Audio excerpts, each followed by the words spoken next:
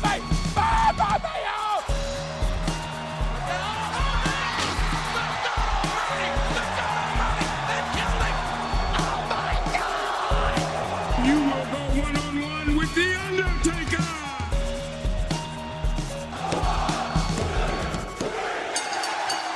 everybody and welcome to Hit the Books Clash of Champions pay-per-view special.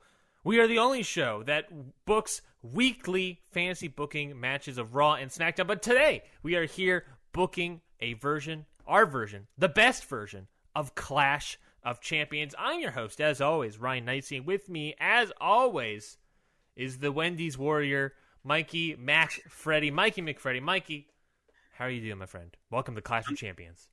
I'm doing good, and I'm full of spicy nugs as the Wendy's Warrior. The Wendy's Warrior, spicy nugget, Mikey McFreddy. I am but a skin suit full of spicy nuggets.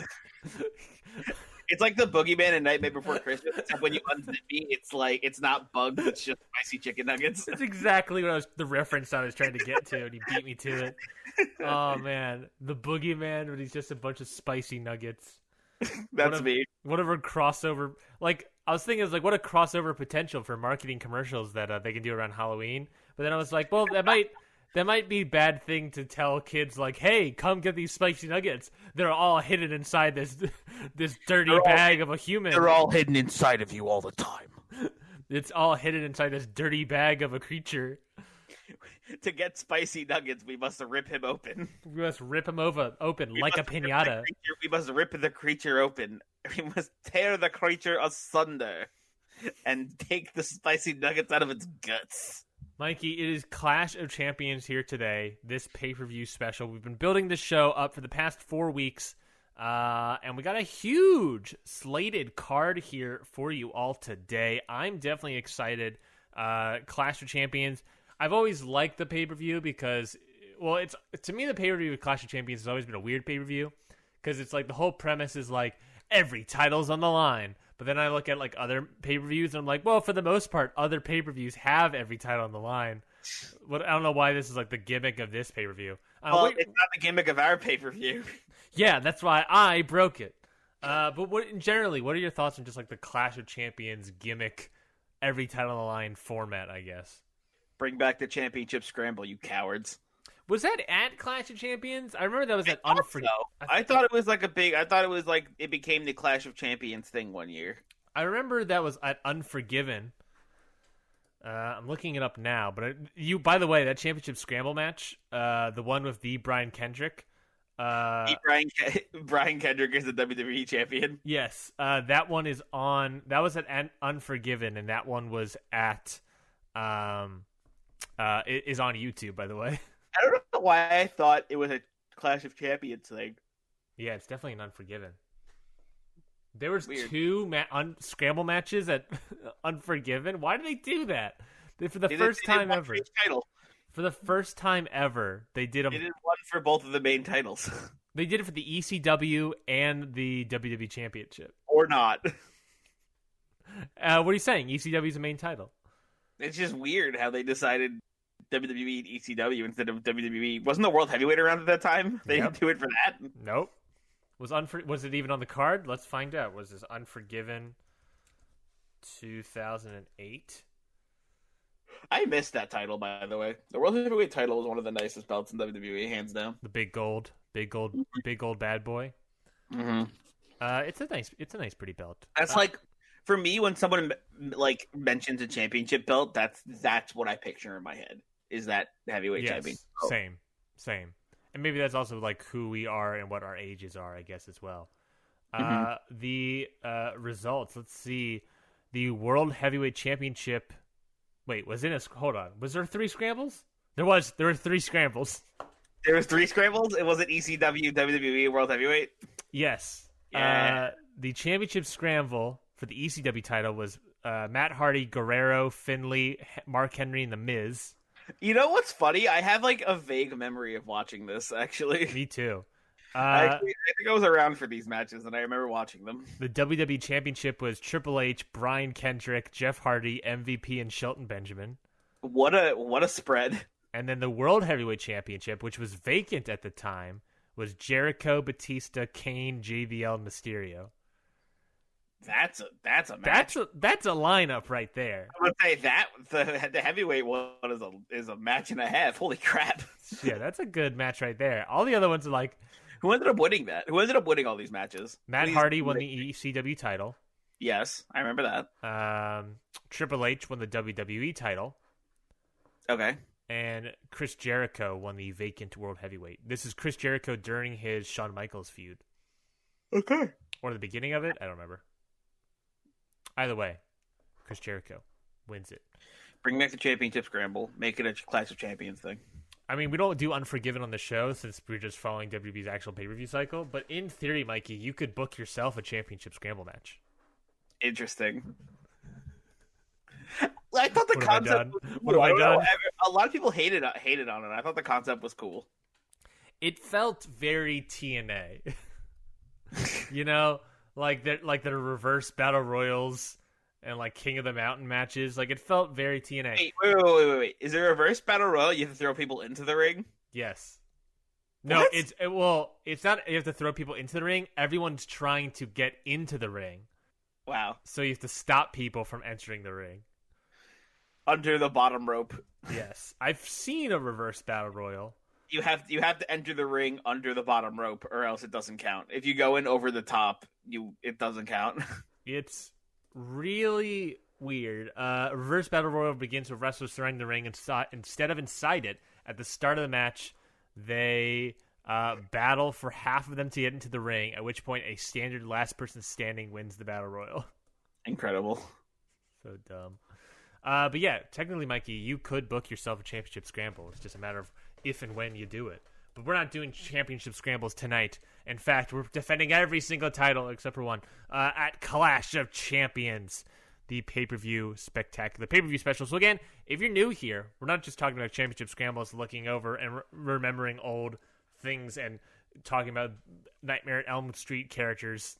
That's the wrong movie. Nightmare Before Christmas characters. We're here fancy booking our own version, kind of like GM mode, almost exactly like GM mode, kind of like universe mode, where we will fancy book our own versions as realistic as possible. And then at the end of the show, we'll hit a randomizer and make sure we make that realistic happen. You know, injuries and wellness policy violations or call-ups or what have you. We'll get all that happening. Mikey, we got Clash of Champions. We settled the card right before we started. Do you want to go through the card to present to our audience what is happening at Clash of Champions? And I will start off with the first pre-show match.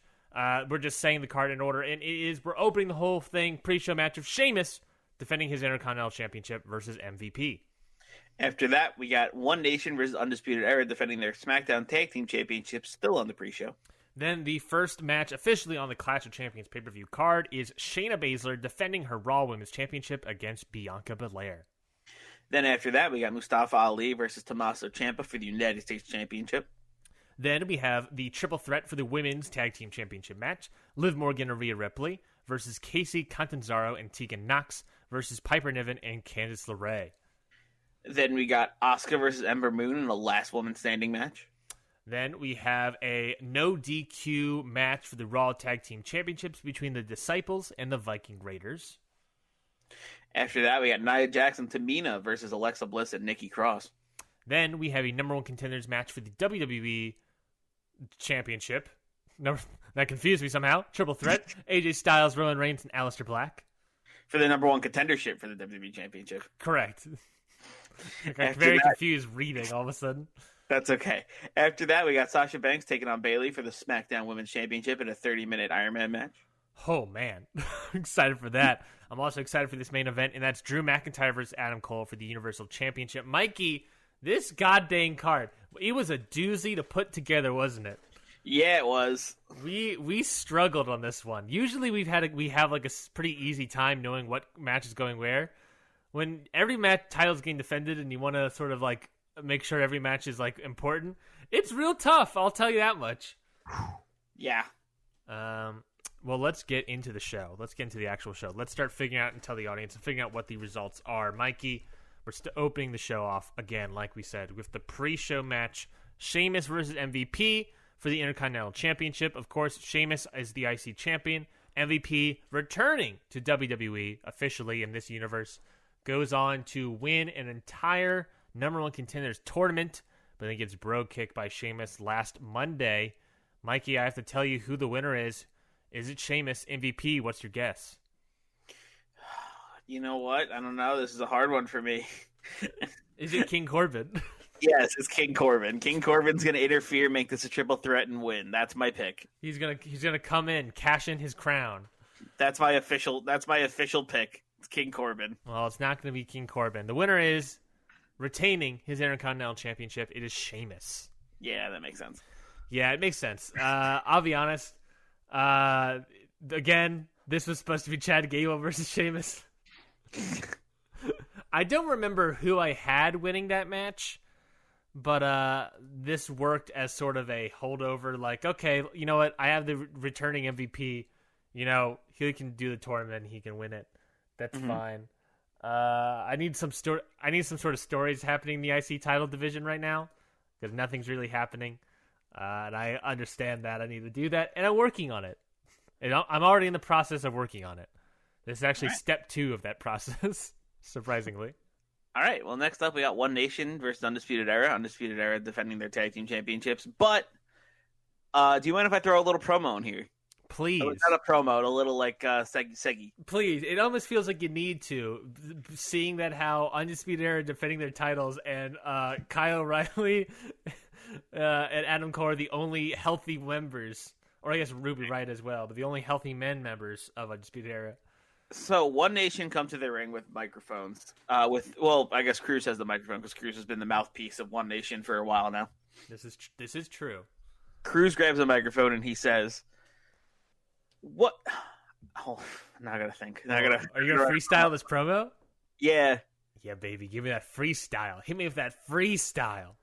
After what happened Friday night, we took out Undisputed Era, and we took out Bobby Fish.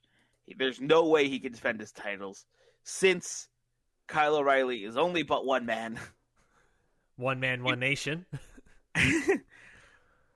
We believe that they must forfeit, and by default, we become the tag team champions. And then Kyle O'Reilly comes out and says, whoa, not so fast. I do have someone to help me defend these titles. And then he points to the entrance ramp, and Adam Cole makes his entrance. Yes, it is indeed going to be Kyle O'Reilly and Adam Cole defending against One Nation for the SmackDown Tag Team Championships. And Undisputed Era gets the win and retains their titles. Okay, it makes sense. That makes sense. Undisputed Era getting the win. You know what would have been great if Undisputed Era were the babyfaces here? You know what would have been a great moment, Mikey? What? Kyle O'Reilly pulls out Oney Lorcan. That would have been very good. That would have been very good, but we'll get both. But they're the heels. I wish I could have. Honestly, all of me wishes I could have done Kyle O'Reilly and Ruby Riott defending against One Nation. That would have been great. That's what I want. That's like the universe I want. Just know world that in Mikey's WWE universe, he has Ruby Riott in this match. I have Ruby Riott in this match defending the tag team championships against One Nation. Or you call back up Mike Kanellis. You know what? We'll rehire you and we'll put you back on Undisputed Era. Why not? There you go, Mike. You did it. Stop fighting Nick Aldis and start fighting Apollo Crews and Akira Tozawa. But yeah, unfortunately, I don't get to have my universe because WWE is too scared to do intergender matches. Ooh, and scramble matches. And just scramble matches. I think this was sort of the pickle, and that's always happens with our pre-show matches. I think the pre-show matches are always like the most obvious results, because it's just sort of like, oh yeah, we're just doing it as a way to get through the next thing. Undisputed Era, we're kind of stuck in the pickle here with Roderick Strong and Bobby Fish both being injured. If Bobby Fish wasn't injured, would there have been a different result, Mikey? I don't think so. I think it still would have been Undisputed Era retaining. Okay, that makes sense. Moving on to bigger and better things, bigger and better challengers. Yeah. And that's what I think for me is the more interesting thing, is who will be the next challenger for the title. Indeed. Plus, you also have Adam Cole in the pre-show, and he's in the main event as well. So, two match night. Another 2-match night for Adam Cole. Yes, just like the night he won the North American Championship in its first match. Exactly. Speaking of first match, let's move on to the first match of the Clash of Champions pay-per-view: Shayna Baszler versus Bianca Belair for the Raw Women's Champion. Mikey, I teased at the beginning, Naomi is not with Bianca Belair here. Uh-oh. But the match begins. Of course, this feud has sort of been... Because remember how this match came about, Mikey, is that this match was, in a way, supposed to be a triple threat for the briefcase following SummerSlam. But because Baszler cashed in, that did not happen, and this turned into a singles match. It was a bold booking choice for you to make a match for the briefcase when the briefcase can be cashed in literally whenever. Hey, and just immediately void your match. Hey, I wanted to give a little tease, and hopefully I took some fish with that hook, line, and sinker. You couldn't say I wanted to throw out some bait. You had to say I wanted to give a tease to try to catch some fish. You tried to combine two things. That is me ultimately. Is that I don't pick the obvious thing. I just combine two things to make my own and be like, yeah, well, that's what I meant to do. So Shayna Baszler, Bianca Belair, Naomi is nowhere to be seen. So it sucks for her because she lost to Baszler and she drew the short straw, and she's not in this what was originally a triple threat. Now it's not anything. Baszler and Bianca. But the match here goes as follows. Shayna Baszler gets the win. Naomi does try to enter during the match, but it does not work. Baszler still gets the win. Baszler retains the Raw Women's Championship. All right. So Naomi does a failed interference. It doesn't backfire. No. It doesn't backfire, but it doesn't help, ultimately. Mm-hmm. Shayna Baszler gets the win and retains the title. Thoughts on that, Mikey? Okay. I like it. I mean, I like Shayna Baszler winning. It makes sense. I honestly, a small part of me was hoping Bianca Belair gets the win here. Yeah, me too. But Shayna Baszler did just pick up that title, so it makes sense that the defense here. Yeah, I like I really wanted Bianca Belair to win the title, and I think she'll win it eventually. Maybe. And that's not a prediction. It's a promise. Then you missed up the line, Ryan. What? That's a bait. No. That's up for debate. Paul Heyman is on Raw. Who? That's not a prediction. It's a spoiler, Ryan. Is that his line? Is that a catchphrase that he does? Paul Heyman? Yeah. Where have you been? Yes. I've been in my own universe, not a obviously. Prediction. It's a spoiler. That's not a prediction. That's a Carfax. that's been like Paul Heyman's thing lately instead of it? Yeah. Is this another one of those Selena Vega, Hurricane Rana gimmicks? That was the big reveal with Roman Reigns turning heel. When he said he's going to win the Universal Championship, and he said Roman was like, that's not a prediction. Looks at Paul Heyman next to him, and he goes, it's a spoiler. And everyone's like, whoa, what? What? I'll take your word for it. I feel like there's another one of those Selena Vega things. Raw, and I know that. I mean, I guess me neither. I keep up with it. But I literally have no memory of Paul Heyman ever saying that. He says it a lot. I mean, I'll take your word for it, bud. I'm not saying you're not wrong. I'm just saying I've never heard it. I'm just shocked that you've never heard it, considering how much Paul Heyman talks. I mean, you would think I would have used that line whenever I had Paul Heyman on this goddamn show. I didn't realize that was a catchphrase of his. Anyways. Yeah, it is. Yeah, Baszler wins here. I also agree with you that Bianca could be a great champion one day, but it's not her time yet because of Baszler. I'm interested to see where Baszler goes next to defend the title. I think she could, Baszler has some heavy challengers potentially in this division. So look out for Baszler. Let's move on to the next match. Mikey, I'm excited for it. This is an interesting match to me. Yeah, this next match, we have Mustafa Ali taking on our new United States champion, Tommaso Ciampa, after he took it from Pete Dunne. Whew, this is a match. I'm very excited about it. This is a god-dang match. This match, I feel like, is very good. However, it is. This is a match that's like the workhorse match. This is like Mhm. the PWG match on the card. At the end of the day, though, at the end of this match, Tommaso Ciampa takes home the victory and retains his United States Championship. I have Dang. plans for Mustafa Ali. I have plans for I have Mustafa. plans for Mustafa. It makes sense. You have Tommaso Ciampa move to SmackDown, beats the United States champion for the championship cleanly.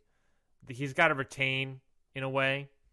Upsetting, but it makes sense. And I hope that I describe this as the workhorse match, and I really think it would be. I think this is the match that's sort of like the re-debut in a way of Mustafa Ali.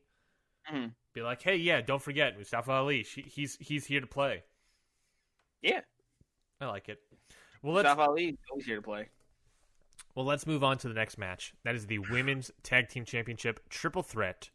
Liv Morgan, Rhea Ripley defending their titles against the team of Casey Catanzaro and Tegan Knox. Thank you, Sean Laraway, former guest, for booking this match with us. And Piper Niven and Candice LeRae over on SmackDown. Mikey, it's a triple threat, inter-brand, interdimensional match here. So we don't really have the winners. So we're going to decide. You and I have to figure out who's going to win. Do you have any? What's your opinion? What's your thing here? I like the brands being different dimensions, and Obviously. and for them all to come together, they must all go through a wormhole. Yes, they all got fed up into a wormhole, and they've all got ate up and spit out. Spit out in Clash of Champions, and hopefully they won't get booed off stage. All right, this match is kind of interesting circumstances, right? I think we both have our horses in this race. You have Liv Morgan and Rhea Ripley. I have Piper Niven and Candice LeRae. This is true. And then Sean / Zach Batista have Casey Catanzaro and Tegan Knox. Mm-hmm. So it's like, who do we want to win? Honestly, I think the I think the women's tag team title should stay on Raw, is what I was trying to say. Okay. I'm Liv Morgan and Rhea Ripley. I'm okay with that. Giving them the reason I'm okay with them winning is to have another retention for them, because I'm trying to remember all the times they defended the title. It also feels like they've been a tag team the longest, and True. Piper Niven and Ray just got together, so it would be kind of weird if they won. But also, to be fair, we have no idea how long Casey Catanzaro and Tegan Knox have been. That's true. That's true. Is there any reason to give it to the NXT team? I don't know. I don't see a reason other than like getting rid of the women's tag team titles for both brands for a little bit. Yeah, I don't know. It also would be the first time to have that happen. I feel like it's Liv Morgan, Rhea Ripley retain here. I sort of agree with that. Liv Morgan. How many times have they defended the title? Now that I think about it, how many times have they actually defended this thing? When did they win it? Did they win it at Extreme Rules? Yes. They won it. Maybe. Yes. No. They did not. They defended at Extreme Rules. They won it at some point. I want them to defend the title, and I like the idea of them defending the title here. Mm-hmm. So I would agree with you. Let's do Liv Morgan and Rhea Ripley. I think that's a good pick. All right.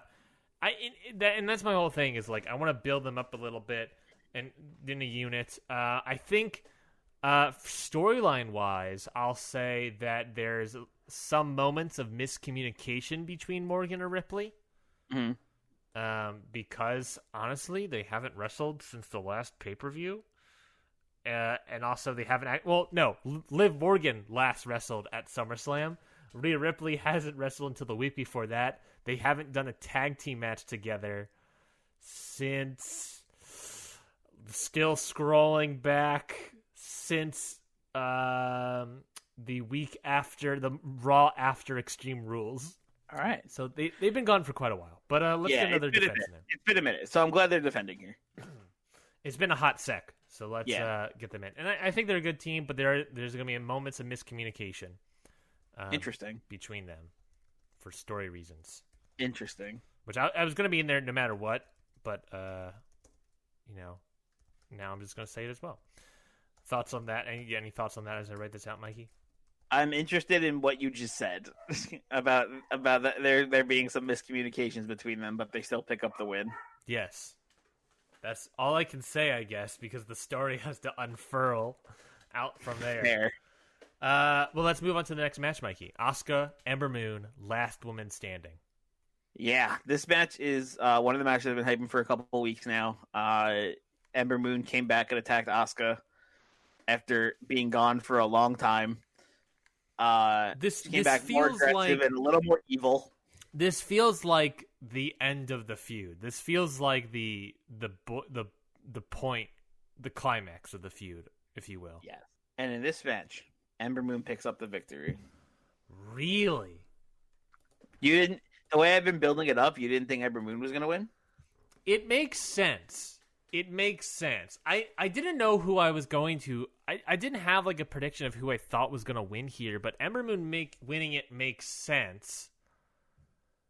That does make it very intriguing about the Banks and Bayley situation.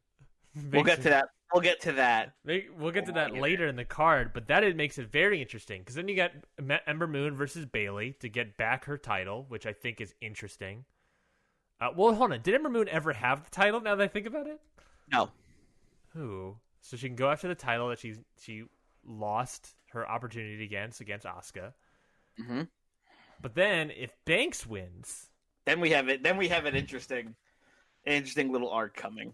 Then we have a little interesting moment there happening. And I'm interested to see where that goes. I'm looking up the championship history real quickly on htb.com. That's right, I'm doing a plug mid-show. HTB Pod. SmackDown Women's Championship. Let's see. It was Bayley and then Asuka. Before that was Baszler. SmackDown Women's Championship, by the way, a lot of Charlotte Flair in here. Good to know. Charlotte Flair was the champion 4 times since we had her after SummerSlam 2018. Good to know.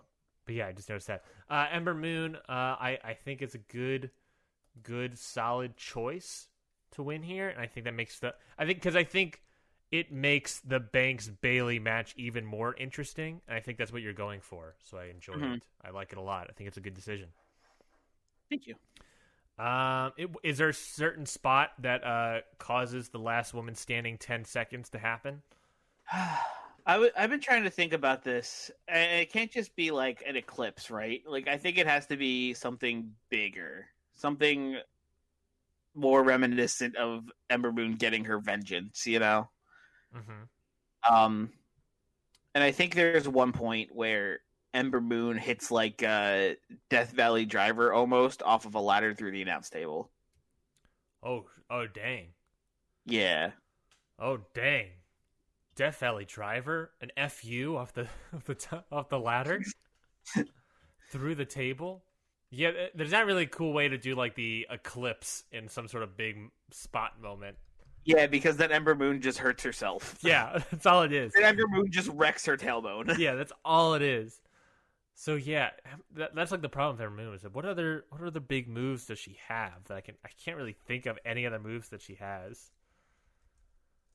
But yeah, it's either gonna be the Death Valley Driver or that like where they have them on their back. You know, I don't know what the name of that move is. They have them on their back. But like they have their head like by their hip and like they have them like air raid around crash? their back.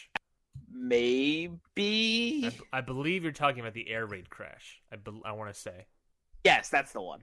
Well, there we go. The air raid crash. Yeah. It was either going to be a Death Valley Driver or an air raid. You know what? Air raid crash. No DVD. No DVD.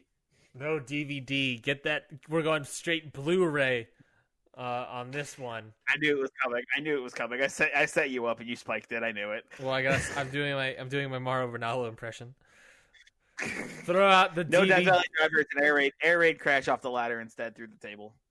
Throwing out the DVD for the Blu-ray copy of the Eclipse Twilight movie. Mauro Ranallo. Brian, what's the next match? The next match, Mikey, is the Viking Raiders. The Viking Raiders with Daniel Bryan in their corner, taking on the Disciples, Mastiff and Murphy with Rollins in the corner. This is a no disqualification match for the Raw Tag Team Championship. boiling over a little bit of weeks now. There was a Raw Tag Team Championship match 2 weeks ago on Raw where that ended in a disqualification where Rollins got involved. Plus, it's a no DQ match, so I'm sure Rollins will get involved as well as Daniel Bryan. So that makes me very intrigued, to say the least. The match, of course, going back and forth. This is a violent match. Maybe not as violent as the last woman standing, but lots of chairs, kendo sticks, maybe a table here and there in this no disqualification match. But all in all, the Disciples retain the Raw Tag Team Championships. All right. Mikey, thoughts on that? I like it. I think it makes sense. I like the Disciples winning here, continuing their dominant run as tag team champions, and keeping their their mystique of Seth Rollins being their god and leading them to victory alive. You know. After the match, Rollins and the Disciples start beating down the team of Viking Raiders and Bryan. Does someone make very reminiscent of previous times when this has happened. Someone's gonna make the save. Mikey, tell me who is it gonna be? It's gonna be Edge, probably. Correct. Edge comes out to make the save. Edge and Daniel Bryan end up doing some cool double team maneuvers with the running knee and the spear and whatnot. And then they both pick up the Raw Tag Team Championships and raise them up over the Disciples and Rollins. Edge and Daniel Bryan, the two boys whose careers both almost ended in neck injuries, who came back miraculously as a tag team, the Miracle Kids. The Miracle Kids, Bryan and Edge. Kids, the Miracle Guys. The Miracle Gods. The Miracles. The Miracles. The Miracle on 34th Street. Incredible. Edge and Bryan have made it known that they want the Raw. That they're interested. They want the Raw Tag Team Championships. Yes, Rollins has been downed. Edge and Bryan going for the gold, baby. Going for the gold. I love it. I love that tag team. Yes. And nothing makes me excited to announce the match. The match isn't an official announcement, folks, but I just want to also announce that after this match, Mikey, this is the moment in the pay-per-view when they're and next month, next pay-per-view cycle, it's gonna be Hell in a Cell. Hell in a Cell. So I'm not saying get excited, folks, but get excited. Hell in a Cell. Edge, you know what? That makes me more nervous than excited because, like I said, it is the two neck injury boys. That's fair. That's fair. And right after that is TLC. It's just pain and torture for these guys. Hey, but that's them's the breaks, I guess. Mikey, thoughts on that whole moment? It sounds like you're excited. It sounds like you're on the hype train with me. I am on the hype train with you. I think that's a great moment. I think Edge saving the team, and then him and Bryan giving each other the look of huh? Let's do this, baby. Let's do this. Me and you, we can do this. Me and you, tag team. Let's get it. Yeah, baby. And also just a complete 180 of kind of what happened at SummerSlam as well, with Bryan making the save. Instead, now it's Edge making the save. Mm-hmm. Or also, I think it was also the Monday afterwards, where it was same sort of thing. Was it the Monday afterwards? It was some sort of thing. To me, it's just so nice that it's just two guys who miraculously recovered and brought their careers back. Mm-hmm. That two guys who were told they would never wrestle again together, wrestling together. Yep. As a team. Also, what a dream I think that's team. Dope. What a dream team in any sort of century. Right? Daniel Bryan and Edge. It sounds like one of those teams you make on WWE when you're bored with your friends and you're what two random people can I throw together? That would be cool. Edge, Daniel. Well, I mean that's exactly what I've done, but I've also got history on my side, baby. It's 99 Edge and Daniel Bryan. I don't know. It's perfect. It's perfect. So there we go. Let's roll right into the next match, Mikey. It is another tag team match between Nia Jax and Tamina versus Alexa Bliss and Nikki Cross. The first match ever of Bliss Cross. Bliss Cross versus Jax and Tamina. That's a good tag team name. Can I just say? It's pretty good. That they came up with. It's a pretty simple one. It's pretty simple, but sometimes the simple option that's right there is the best one. This is true. I will say though, however, they are not enough on the same page. No miscommunication or anything. This is their first time teaming against family, right? Makes sense. I think Makes sense. Are Nia Jax and Tamina family? I don't think. Are they? I don't know. Hold on, I'm gonna look this up. But at the they are in kayfabe now. They could be like distant second cousins. This is true. Nia Jax and Tamina get the win here. All right. I figured that. I kind of saw that coming. Yeah. As much as I love Bliss Cross, I kind of saw that coming. Yeah. I mean, I'm still, you're starting out with them. You gotta. Yeah. They're both Samoan, so I don't know. They're of the Samoan heritage. Indeed. But Nia Jax and Tamina get the win over Bliss Cross here. Like you said, it makes sense. We all want Bliss Cross to win here, but we got to build up a little bit. Yeah. We got to build up to that eventual win. And I know it's coming, folks. I know it's coming. I know it's coming soon. Ryan knows. He's the booker. He's the Nostradamus of booking. I am the Nostradamus of booking. I can see far into the eye of my third Matt Seidel tripping and falling eye. I can see far into it. Also, by the way, eye that messed up the move I do, my signature move that I do all the time. By the way, AEW Dynamite is doing a Tuesday late night Dynamite after the playoffs, special episode, and they're gonna have Matt Seidel versus Sean Spears. And I was like, great. And Matt Seidel was doing like the prayer signs, and I was like, oh, that's cool. But then they also announced a great match that I can't wait to see: Scorpio Sky versus Ben Carter. Ooh. And Ben Carter was doing the same sort of prayer signs, and I was like, hold on, what about tag team incoming? I was like, what about a team of Matt Seidel and Ben Carter? New tag team incoming. I was like, oh my god. I started freaking out by myself in my house. Oh my god, I was so happy. And my cat was like, what is up, dude? I'm like, don't worry about it, dude. Don't worry about it. Now we got to see Edge versus Daniel Bryan. Edge and Daniel Bryan versus Matt Seidel and Ben Carter. Perfect. Give it to me, baby. Oh, wait, I got a third match, by the way. You got a third match. You got AJ Styles versus Roman Reigns versus Aleister Black for the number one contendership for that WWE title where the champion is mysteriously gone. Yes.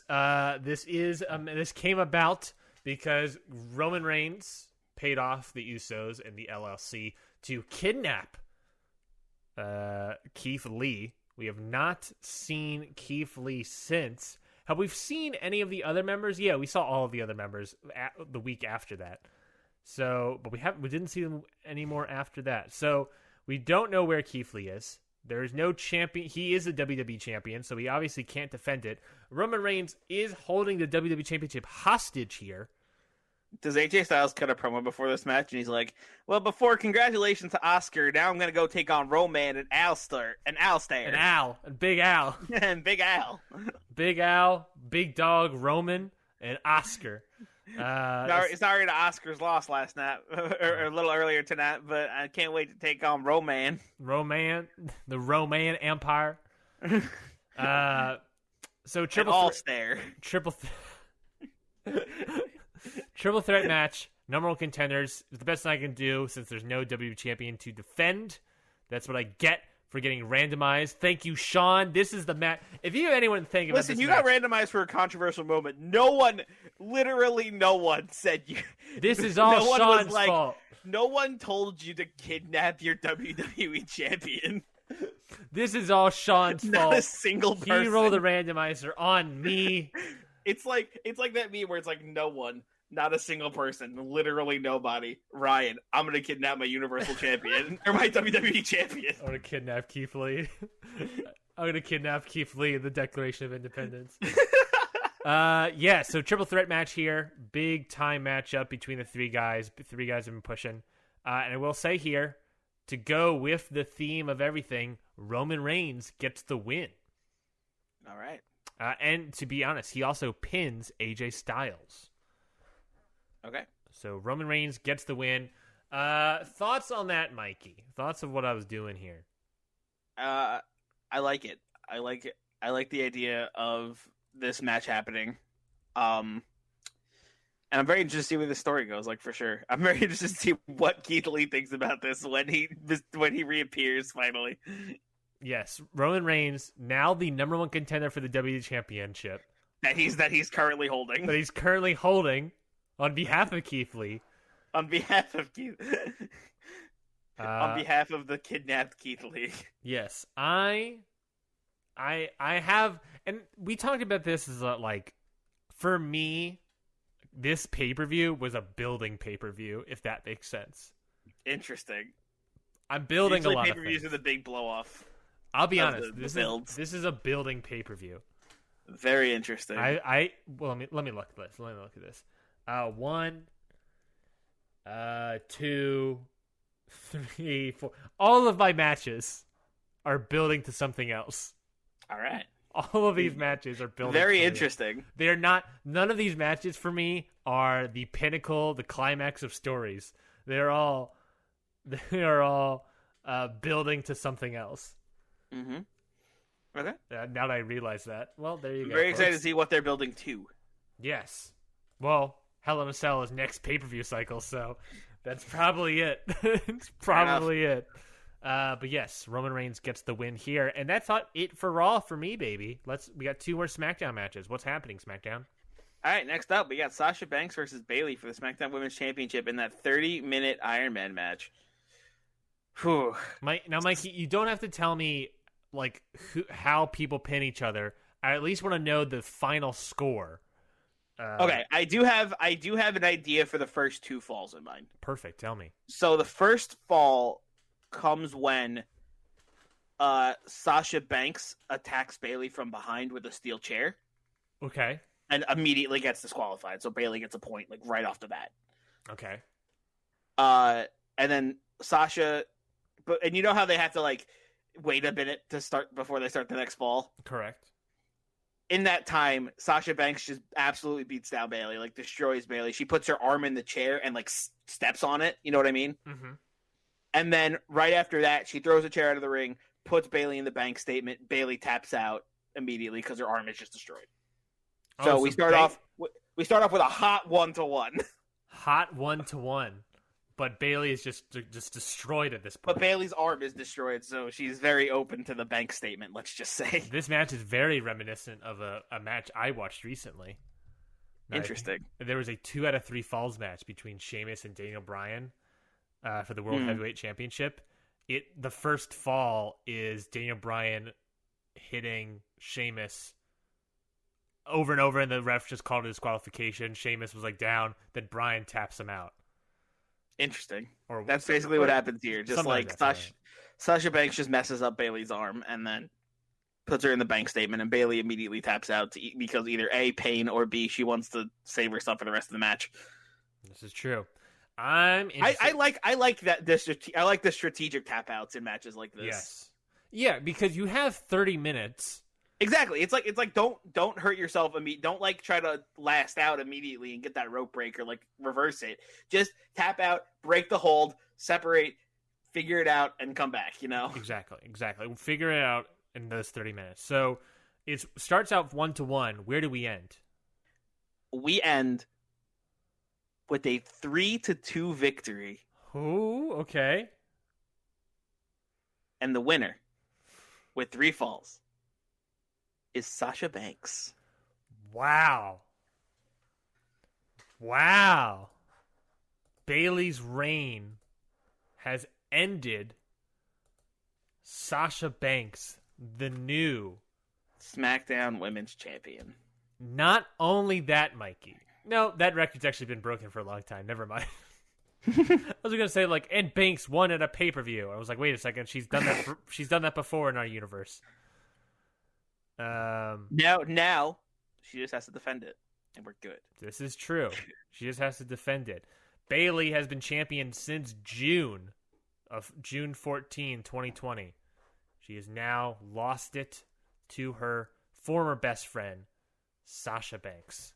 Sasha Banks wins the match and becomes the new SmackDown Women's Champion. Oh, and then you got the Ember Moon situation here. Mikey, at the very before we started, you were having trouble. Was this the match where you were having trouble deciding who wins? Yes, absolutely. What was the difficulty? if whether Bailey retains or Sasha Banks wins. I guess The difficulty You got me there. was like, do I get Sasha Banks this win and then have this thing with her and Ember Moon where Ember is like not officially but like basically the number one contender? Or do I have Bailey win and go into the obvious next feud of Ember Moon? Or do I keep? Or does Bailey win and then I keep Bailey Sasha Banks going? So there was like a lot of like it was like a decision tree, you know? Yeah. What's the most interesting story? Yeah, it's like all right. Well, if Bailey wins, I could do this, and then also if Bailey wins, I could do another thing, and then if Sasha Banks wins, I have this whole other arc, and it's like. Well, you decided on Ember Moon and Sasha Banks both winning their matches. Of course, that last Women's Standing wasn't a number one contenders match, but I'm sure Ember Moon will be celebrating with her friend, or maybe not friend, but alliance partner in a way. It's probably a better way I would describe that relationship, that alliance. I'm interested to see if that alliance will stay true. I am as well. I'm very excited to go with this story of Sasha Banks and Ember Moon both getting their wins because I feel like this could lead to a lot more interesting stuff. You've set it up nicely. Yeah. Like, you've set up pieces to now go do something. You know what I mean? Mm-hmm. And that's what I'm interested to find out. Hell in a Cell, baby, around the corner. It's coming. It's coming. I'm excited. Well, speaking of things I'm excited for, main event, Drew McIntyre, Adam Cole, Universal Championship, Mikey. Big time spot for Adam Cole. What's happening? Adam Cole in his second match of the night, going after the Universal Championship versus Drew McIntyre, who's hot and fresh out the kitchen. Hot and fresh out the trophy room. Yes. This match is interesting to me because I didn't know what I wanted to do at first, but then I had like an aha moment last night where I was like sleeping and I woke up and I was like, huh, I figured it out. And what is that result? So, the winner of this match and retaining his Universal Championship, Drew McIntyre. Makes sense. However, if I may end Clash of Champions with a moment. Please. Drew McIntyre is celebrating his Universal Championship win, and Kyle O'Reilly comes out and takes him out, and Cole and O'Reilly start beating down Drew McIntyre. But someone makes a save. And it's Finn Balor. Not the Demon, but Finn Balor. Oh, okay. Makes the save on Drew McIntyre. He takes out in the Undisputed Era, helps Drew McIntyre to his feet, gives him a pat on the shoulder, and he leaves. Interesting. Tense moment, I imagine. Yeah. That pat in the shoulder. I felt tension there. I'm not sure if I'm implying it. Applying it? I'm not sure if I'm adding tension there, but I feel like there's tension. I have many questions. What happened to the Demon? Is he the Prince? Is his head shaved? Does he have more tattoos?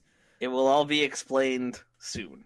Because I know why. I know like what happened to the Demon. Like I have in my head. Yes, the epiphany is there. To the Demon. And I have in my head why Balor saved Drew McIntyre. Interesting. Very intriguing. I am definitely. You've got me. You've teased me well, so I am going to be hooked and sunk. Just whether or not it's a sinker. I'm excited for this. Like I said, last night I had that epiphany of like, oh my god, this is it. I like it. I like it a lot. And I like the return of Finn Balor here. I think it's a nice return. He wasn't like injured or anything. It was just like he got destroyed as the Demon. What was the last time we saw him? Not SummerSlam. I think the pay-per-view before that. Extreme Rules? Yes, I think that was the last time because they had that Extreme Rules match, him and Drew McIntyre. They did. They did have an Extreme Rules match against each other. The Demon was helping out Randy Orton. Yes. And now the Demon is gone. Balor has returned tonight. It was Finn Balor. And Balor's returned, helping the man who last defeated him. Yes. Current Universal Champion, Drew McIntyre. Indeed. Very intriguing. More intrigued by the minute over here, over in Atlanta, Georgia. I'm excited. I'm like same thing, and I think I would argue when I mention like there's a lot of building and setting up things. I think it kind of was as well for you of Clash of Champions. We're building and setting up things. We're coming out of SummerSlam, so we got to build up new ideas.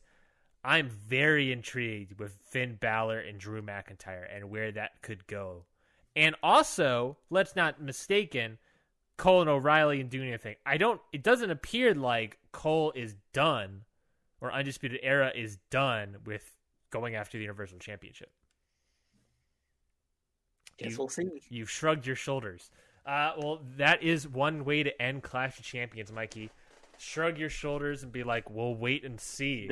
The return of Finn Balor. All the more reason to stay tuned and subscribe to this podcast feed so that you can get the future shows of both Raw and SmackDown on Get the Books every Friday. I'm trying to think of when the last time we saw Finn Balor, not the Demon, was. Months ago. It was a Lake of Reincarnation spot. Oof. That's how long ago it was. And then he returned after all that time, he returned as the Demon. Yes. And we haven't seen him as Finn Balor since. Yes, it was a lake. He turned into the Demon officially in a Lake of Reincarnation spot, I believe. Mm-hmm. Was that it? He was also injured for quite a while. Yeah, which is what I'm saying. He was injured for quite a while, but after he came back from his injury, he was the Demon. Yes. Which was like last year. He's probably been the Demon. It was after we split. Yeah. No? It was season 3, episode 4 was Finn Balor return. As the Demon? As the Demon. Season 3, episode 4? Season 3, episode 4. There was a contract signed between Orton and McIntyre for a match at Money in the Bank. And the Demon attacked Drew McIntyre from behind. Yeah, but he was the Demon before he got injured.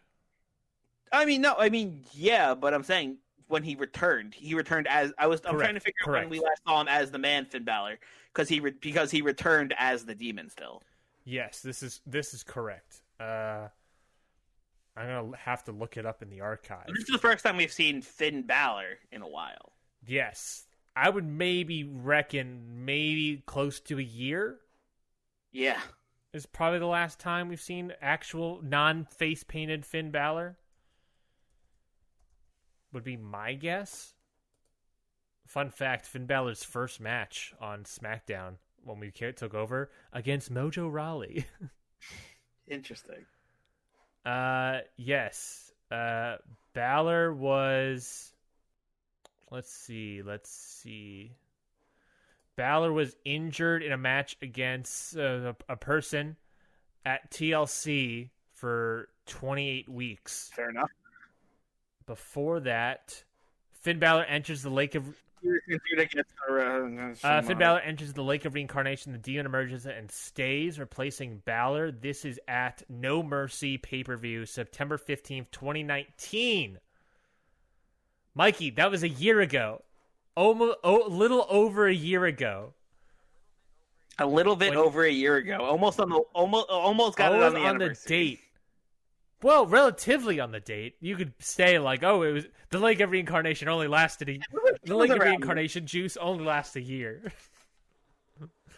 Wow. That's crazy. A year to the almost day where Finn Balor entered the Lake of Reincarnation. We only see the Demon. Injured for a long time. Comes back as the Demon. Now, on the year anniversary, comes back as Finn Balor. I'm very intrigued. Mm-hmm. Talk about long-term storytelling. Well, that is it for this week's episode of Clash of Champions. We're not done yet. However, it is a pay-per-view. So we have going to hit the randomizer on each other, Mikey. We have a ginormous list of 40-plus things where Mikey now must just ruin each other's days with. or help each other or get call-ups, because I would love some call-ups, honestly. But Mikey, I'm very intrigued, Mikey, to hit this randomizer on you. Me as well, to hit it on you. I have my first result already, and it's a fairly simple one, and it might make the card even better. But are you ready? Gimmick match. You must make one of these matches a gimmick match.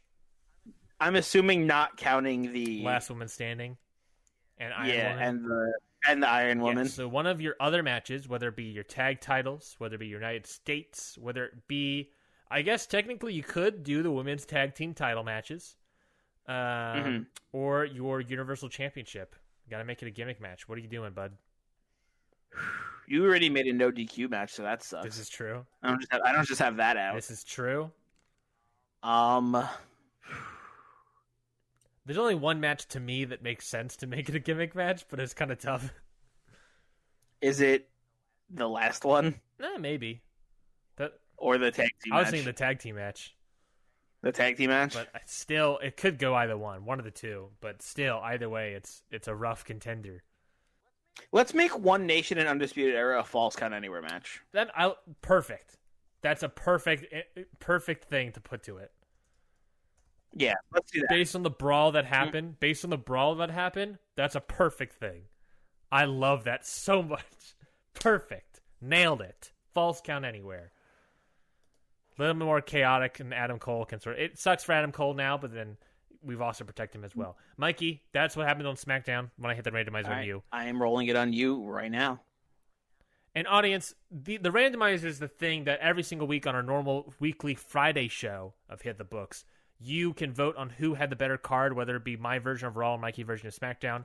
This is the thing that you have the ramifications for. Whatever vote you have, the loser gets randomized and has these sort of stipulations added to their shows and whatnot.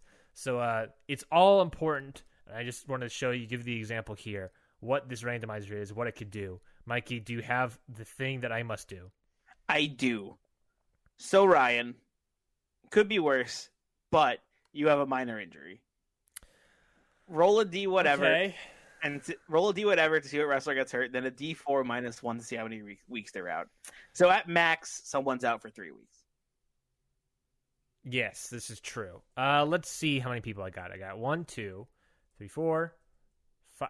Women's tag team title, I'm just going to count Liv Morgan and Rhea Ripley. I think that's, since it's only affecting Raw. Yep, sure. We got 2, 4, 6, 8, 10, 12. I'm going to count Bryan Rollins. Okay. Since it was a no DQ and I said that they were actively involved with the match. 12, 14, 16, 18, 19 wrestlers. Okay. 19 wrestlers, Mikey. You want to roll those D19s and what was it, D4 or something? Roll you with D19. Let's see.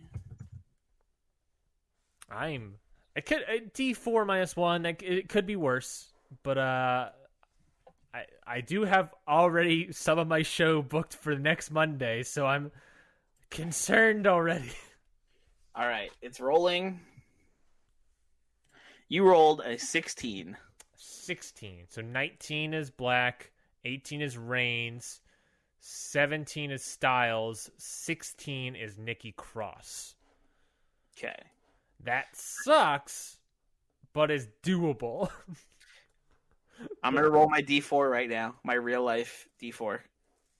Nikki Cross is injured for how long? Nikki Cross is injured. I rolled a 2, so she is injured for 1 week. For 1 week, a little bang. A little bit of a stinger. A little bit of a stinger. She'll be okay. She just won't be clear for tomorrow night for Monday Night Raw, but she'll be back all the same the week following. And that works. That works for me.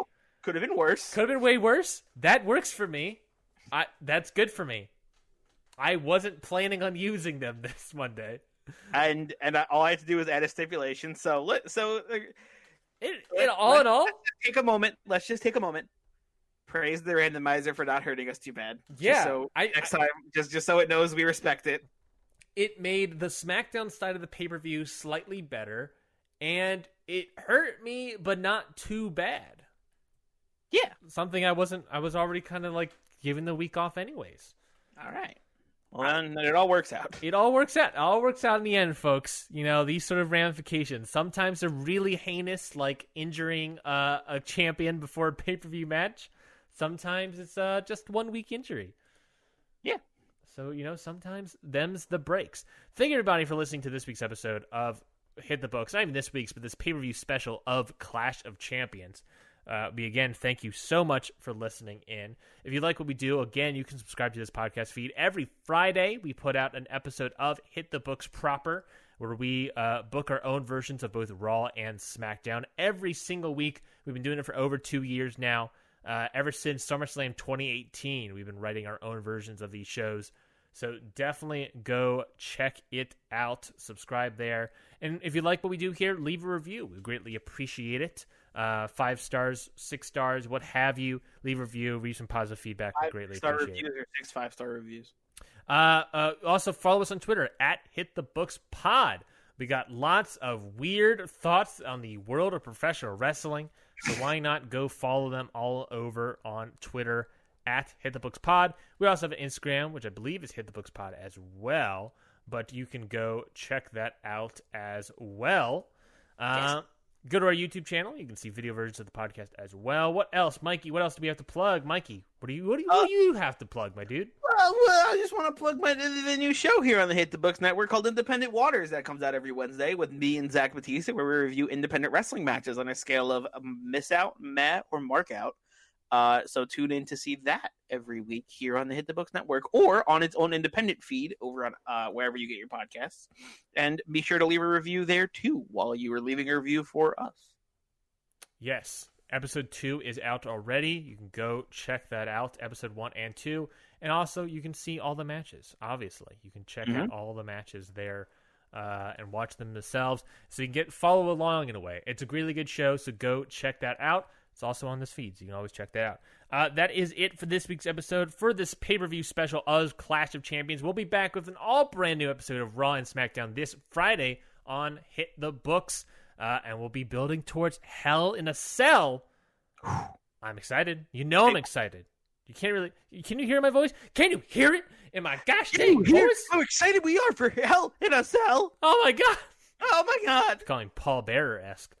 Thank you, everybody. Again, I'm very excited for Hell in a Cell. I already have 3 of the matches already planned, and I'm very excited for it. Nice. So stay tuned up until then, folks. We'll see you next time. Up until then, we've got 2 words for you. Book it.